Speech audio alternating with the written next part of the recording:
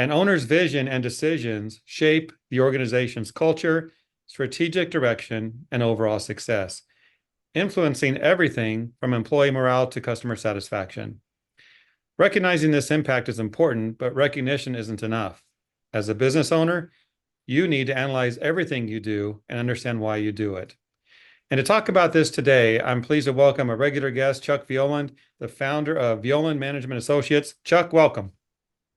Jeff, thank you very much for having me again. It's great being here. It's a pleasure.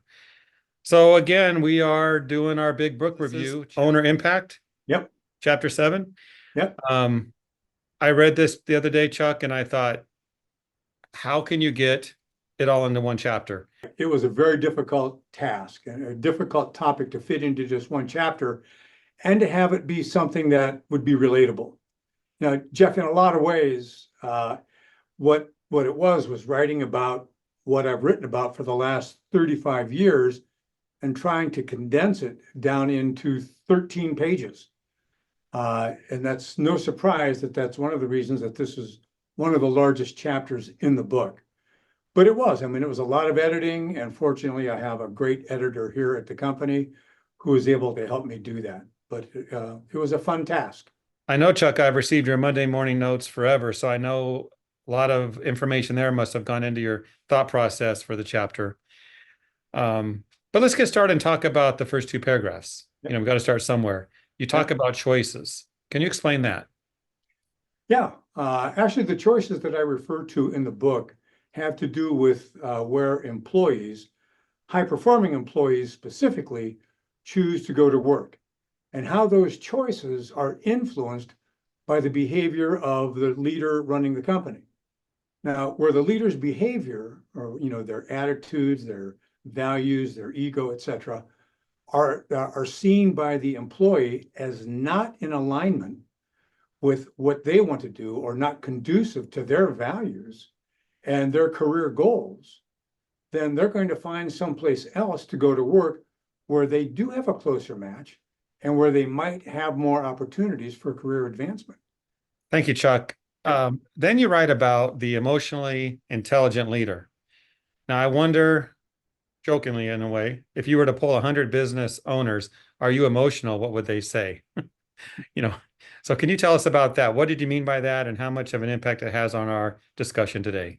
It's a huge impact, Jeff. And I will admit that if business owners are being honest with themselves, I would guess that most of them would say that they're emotional because it is an emotional job. But that's not what I meant by emotional intelligence. Emotional intelligence, as I use it in the book, is a term that was coined by psychologist Daniel Goleman, a real prolific author in the work that he did with business leaders. Broadly speaking, emotional intelligence has to do with a person's ability to recognize and manage their own behaviors. It's different than IQ, which is our intellectual quotient. Emotional intelligence, or EQ as it's sometimes called, has 5 main domains. In layman's terms, those domains are self-awareness, self-management, drive, empathy, and relationship management. Now, tons of studies over the years have been conducted that show that people who exhibit a high EQ perform better in their jobs, and they also have greater chances of success in their careers, as well as their businesses. Now, the good news is that while our IQs aren't going to vary too much from when we're little to when we grow up into adults, we can intentionally and significantly increase our EQ, our emotional intelligence, which will increase our chances of success, either as a business owner or in our careers. Chuck, just thinking about that. Thank you for that. Anytime we talk about IQ, I get a little nervous myself, but that's just me. All right. You list several traits an owner can display throughout the chapter. I mean, there were many. And by the way, I didn't count the pages, but it was a thick chapter, as you mentioned. And feel free to pick a few favorites and share some thoughts on those. But the one I want you to focus on is a big one, I think, to everybody, and that's micromanagement. Can you talk about that? Oh, yeah. Micromanagement is a big issue with many small business owners. And it's a major reason why many owners never scale their companies beyond just themselves or a handful of employees.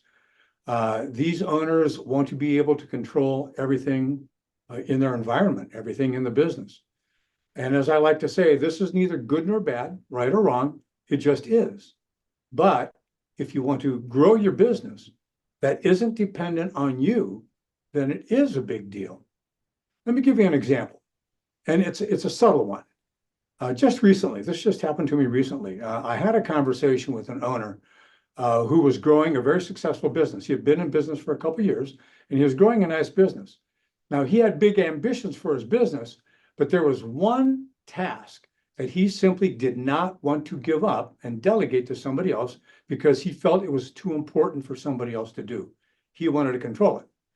So after a long discussion about how there was nothing particularly unique about this task or how he was handling it, and how every other business owner of larger companies had successfully handed this task off to an employee, he finally saw how this was a bottleneck on his own future growth. He seemed to get it, but the conversation was pretty recent, and so I think the jury's still out on how it's going to work out. Now, as far as what can be done about micromanaging, Jeff, there are a million different reasons owners micromanage. Negative past experiences, a need for control, their egos, fear of success. I mean, the list goes on. And there are usually no quick or easy solutions to it. Sometimes it just takes time, self-reflection, lots of conversations and discussion. And I will tell you that sometimes they never do change it. Well, I hope that whatever issue that owner has, Chuck, with that task he can't give up, he does, and you're able to see success there. Me too. Every chapter you write has a case study, a story, and you have one about Bob. Chuck, I have to ask, what about Bob? What about Bob? Yeah, Bob. Well, Bob was not one of my clients. Bob was one of our consultants' clients, and it was his story.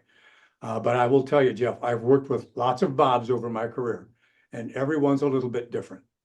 So maybe I can use an example of a young, inexperienced business owner who has had some success launching his business. He's learned through his experience that the way he manages his business has helped him achieve the success that he has. To an extent, he's right. Okay, but now he's struggling to keep his business growing. The adrenaline, the micromanaging, the other behaviors that got him to this point are no longer working. In other words, what got him to this point isn't going to get him to where he wants to go. So this is where emotional intelligence, or at least the self-awareness and self-management piece of it, comes into play. Now, if Bob can realize that it's his behaviors and not his technical skills, like cleaning, drying, selling, etc., that's stalling his company, and if he's willing to go to work on those behaviors, then he has a pretty good shot at continuing to grow his company. You know, at the end of the day, this is what happened to the Bob in our story. He did grow, he recognized how it was limiting, and he was able to flourish in his business. Well, Chuck, I know everyone thought about the movie when I asked that question, but and Bob didn't turn out so well in the movie, but it sounds like your Bob is okay. So that's good to hear. Go, Bob. My last official question, Chuck, is about what I thought was kind of funny, because I'm going to get myself in trouble here, but it seems like most entrepreneurs have, you might say, big egos, inflated egos. I could be wrong, but what are your thoughts there? Because I know you wrote about that as well. Egos. Yeah, egos are a big deal, without a doubt. Okay, at least in my experience. And look, I'm a business owner with a big ego. I am no exception. As business owners, we've been conditioned this way as we've succeeded.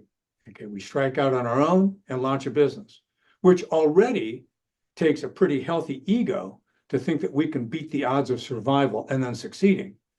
But maybe we do beat these odds, and we do enjoy some success. We make some money. We get a title. They call us boss. People listen to us. They start asking for our opinions. They start saying nice things about us. Maybe even they start talking about or writing about our success. What's not to like about that, right? But then we start believing that we had more to do with our success than we really did. We overlook, or we forget about, or we ignore all the people or events that helped along the way, or just the dumb luck that we had. If we're not careful, Jeff, we start believing that our future success is preordained, or that we can't fail.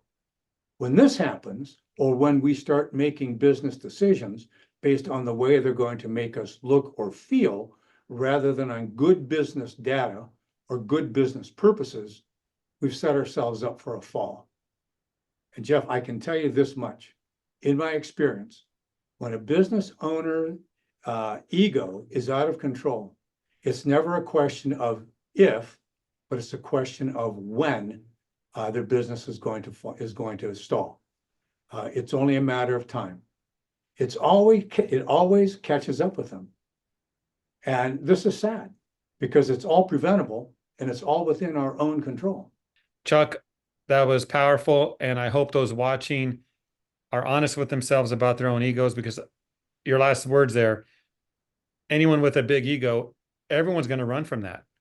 Yeah, it's going to happen. So if you're a business owner, I hate to think that people would run away as employees or as clients as well. So good stuff. Thank you. Let's wrap up. Any final words you'd like to share? Tell our audience right now. Oh, absolutely. I always love that question when you ask me that, Jeff. Okay, look, if you're serious about building a team that will help you build your business, the place to start is always by looking in the mirror. Okay, what skills do you need to work on to attract the right people to your company? Let's face it, the people you currently have in your company and the ones that you're going to attract in the future are a reflection of you. If you've already got the right ones on your team, congratulations, keep it up. But if they're not, then you need to get to work on becoming the kind of leader that will attract them.